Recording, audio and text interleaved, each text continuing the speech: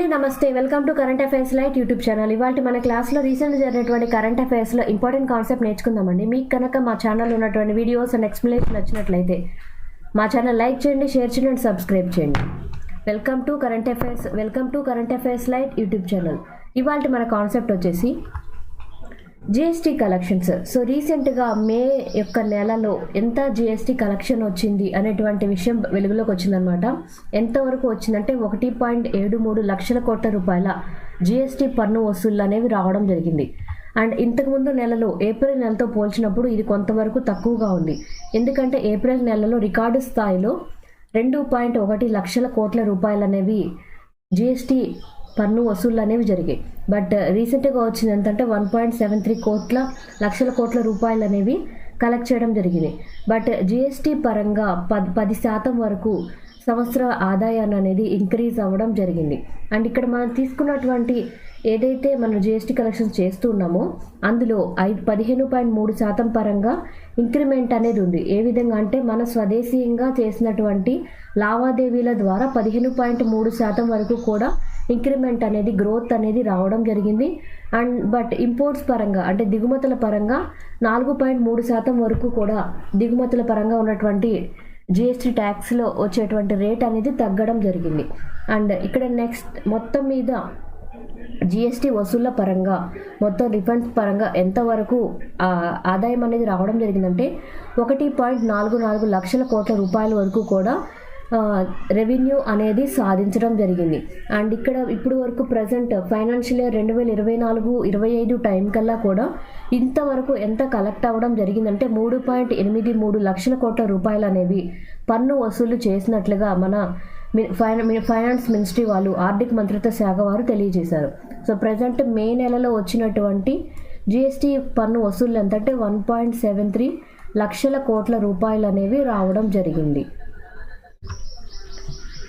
So India వాళ్ళు క్యూబాకి humanitarian aid అంటే మానవతా దృక్పథంతో చేసినటువంటి సహాయం అన్నమాట. ఏ సహాయం ఇచ్చారంటే ఇక్కడ మందులు తయారు చేయడానికి అవసరమైనటువంటి రా మెటీరియల్ ఏదైతే ఉందో దాన్ని మన దేశం నుండి క్యూబాకి సహాయంగా ఇవ్వడం జరిగింది.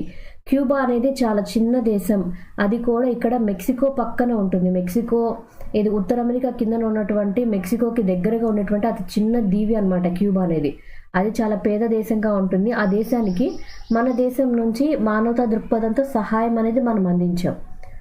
అండ్ ఇక్కడ క్యూబా ఏదైతే ఉందో క్యూబా పరంగా ఇక్కడ ఎక్కడ ఉంది మన మ్యాప్ పాయింటింగ్లో కూడా ఇంపార్టెంట్. అంటే యునైటెడ్ స్టేట్స్కి అండ్ ఇక్కడ ఉన్నటువంటి ఉత్తర అమెరికాకి దక్షిణ అమెరికాకి మధ్యన ఉన్నటువంటి చిన్న ప్రాంతంలో ఉన్నటువంటి ఒక దీవి క్యూబా అన్నమాట.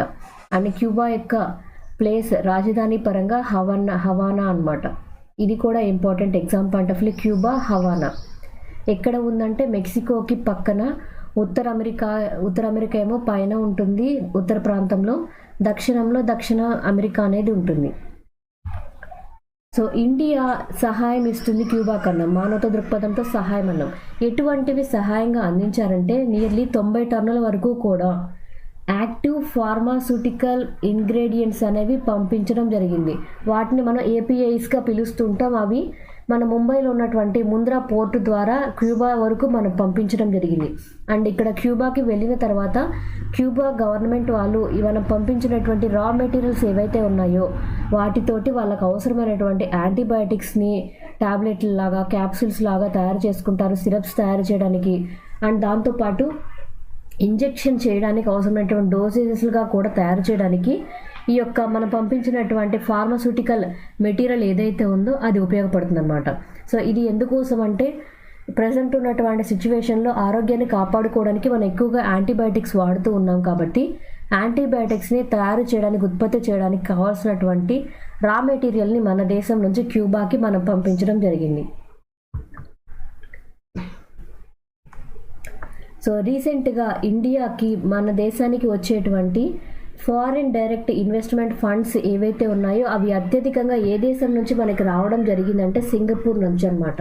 అంటే 2023-24 ఆర్థిక సంవత్సరం పరంగా మనకు వచ్చినటువంటి ఎఫ్డిఐస్ అంటే ఫారిన్ డైరెక్ట్ ఇన్వెస్ట్మెంట్స్ ఏవైతే ఉన్నాయో అవి ఎక్కడి నుంచి ఎక్కువగా వచ్చాయంటే సింగపూర్ నుంచి. మనకి foreign direct investments US, UK, Mauritius ఇట్లా చాలా దేశాల నుంచి మనకు వస్తుంటుంది. బట్ ప్రెసెంట్ అయితే ఈ లాస్ట్ ఇయర్ పరంగా అంటే గత ఆర్థిక సంవత్సరంలో మనకి ఎక్కడి నుంచి ఎక్కువ నిధులు వచ్చాయి అంటే ఇన్వెస్ట్మెంట్ పరంగా సింగపూర్ నుంచి మనకి రావడం జరిగింది. అండ్ ఇక్కడ ఎఫ్డిఐ పరంగా సింగపూర్ ఏదైతే ఉందో అది ఇంతకు ముందు కన్నా కూడా ఎంత పర్సెంటేజ్ తగ్గింది అంటే 31.55%. ఎంతవరకు తగ్గిందంటే 31.55% వరకు కూడా తగ్గడం జరిగింది. అంటే వాళ్ళు కేటాయించే నిధులు అనేవి కొరతతో మనకు కేటాయించారు. కానీ వాళ్ళు ఇచ్చినటువంటి అమౌంట్ ఎంతవరకు అంటే 11.77 బిలియన్ల వరకు కూడా గత ఆర్థిక సంవత్సరంలో మన ఇండియాకి నిధులుగా కేటాయించారు. సో అలా కేటాయించడం వల్ల ఏంటంటే మన దేశానికి కావాల్సినటువంటి ఇన్ఫ్లోస్ అంటే మన దేశానికి వచ్చే ఆర్థిక వనరులు ఏవైతే ఉన్నాయో అవి పెరగడం ద్వారా మన దేశం యొక్క ఆదాయం అనేది పెరిగిందనమాట. అండ్ ఇక్కడ ఎఫ్డిఐ ఇన్ఫ్లోస్ ఏవైతే తీసుకుంటున్నామో మనకి ఎక్కువగా ఎక్కడి నుంచి వస్తాయంటే మారిషస్ నుంచి, సింగపూర్ నుంచి, US, UK, UAE, Germany and Cyprus ఇలాంటి అన్ని దేశాల నుంచి కూడా మనకి మన దేశం యొక్క సంస్థల్లో వాళ్ళ యొక్క పెట్టుబడులు ఉంటాయి. అండ్ మన దేశం యొక్క ఆర్థిక ప్రగతికి వాళ్ళు ఇచ్చే పెట్టుబడుల ద్వారా ప్రాజెక్టులు అనేవి ముందుకు వెళ్ళడానికి ఉపయోగపడతాయి అన్నమాట. సో ప్రజెంట్ అయితే సింగపూర్ నుంచి మనకి ఎక్కువ ఇన్వెస్ట్మెంట్ అనేది రావడం జరిగింది లాస్ట్ ఇయర్. అండ్ 2018-19 టైం నుంచి కూడా మన దేశానికి ఫారిన్ డైరెక్ట్ ఇన్వెస్ట్మెంట్స్ వచ్చే వాటిలో సింగపూర్ అనేది ఎప్పుడు అత్యధిక శాతం సింగపూర్ నుంచి మనకు వస్తూ ఉన్నాయి. గౌతమ్ అదానీ అండ్ అంబానీ. సో వీళ్ళిద్దరి పరంగా ఈ మధ్యకాలంలో వచ్చినటువంటి న్యూస్ ఏంటంటే గౌతమ్ అదానీ గారు అంబానీ కన్నా కూడా ఎక్కువగా వాళ్ళ యొక్క సంపద అనేది పెంచుకోవడం జరిగింది. మన దేశంలో అంటే ఇండియా పరంగానే కాదు ఏషియా మొత్తం మీద కూడా రిచెస్ట్ పర్సన్స్గా నిలిచే వ్యక్తి అంటే మనం ఎప్పుడు అంబానీ గారు చెప్తాం. కానీ అంబానీని కూడా క్రాస్ చేసి గౌతమ్ అదానీ గారు ఫోర్బ్స్ జాబితాలో ముందంజలో ఉన్నారు. అండ్ ఇక్కడ అదానీ గారి యొక్క మొత్తం నెట్వర్త్ అంటే ఆయన యొక్క మొత్తం సంపద మొత్తం కూడా 111 బిలియన్ల వరకు కూడా తీసుకొని రావడం వల్ల ఏమవుతుందంటే ఆయన యొక్క స్థానం అనేది 11వ పొజిషన్లోకి వచ్చింది. అంటే ప్రపంచం మొత్తం మీద ఆదాయం ఉన్నట్టు ఎక్కువ ఆస్తి కలిగినటువంటి సంపన్నుల జాబితాలో ఈయన 11వ స్థానంలో ఉన్నారు. దేని పరంగా అంటే బ్లూంబర్గ్ బిలియనియర్స్ ఇండెక్స్ పరంగా ఈ యొక్క జాబితాలో ఆయన స్థానం 11వ స్థానం.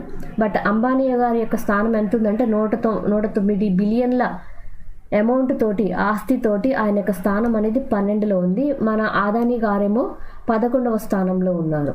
అండ్ ఇప్పటి వరకు 2024 నుంచి స్టార్ట్ అయినప్పుడు ఆయన యొక్క ఆదాయం పరంగా తన యొక్క మొత్తం ఆస్తి ఎంత వరకు పెరిగిందంటే ఈ యొక్క సంవత్సరంలోనే ఆయన యొక్క ఆదాయంలో ఎంత పెరిగింది 26.8 బిలియన్ల వరకు కూడా అదానీ గారి యొక్క ఆదాయం అనేది పెరిగింది. అంబానీ గారి యొక్క వెల్త్ పరంగా అయితే 12.7 బిలియన్ల వరకు కూడా ఆయన యొక్క ఆదాయం అనేది పెరిగిందని బ్లూంబర్గ్ బిలియనియర్స్ ఇండెక్స్ ద్వారా మనకు తెలుస్తుంది. సో మన దేశంలో అంబానీ గారిని కూడా క్రాస్ చేసి అదానీ గారు ఇంపార్టెంట్ పొజిషన్లోకి వచ్చారు. సంపన్నుల జాబితాలో ఆయన మొదటి స్థానంలో ఉన్నారు. Thank you for watching my video. మీకు కనుక నా వీడియో అండ్ ఎక్స్ప్లెనేషన్ నచ్చినట్లయితే నా వీడియోస్ లైక్ చేయండి, షేర్ చేయండి అండ్ సబ్స్క్రైబ్ చేయండి. మీకు నా వీడియోస్ ఏ విధంగా అనిపిస్తున్నాయో నా కామెంట్ సెక్షన్లో తెలియజేయండి. Thank you for watching my video.